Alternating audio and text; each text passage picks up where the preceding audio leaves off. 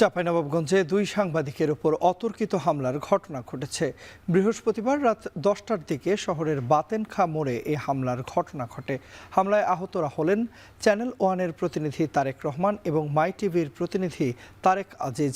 ভুক্তভোগীদের অভিযোগ, একাধিক মামলার আসামি নিমতলা এলাকার রাব্বির নেতৃত্বে এই সন্ত্রাসী হামলা হয়।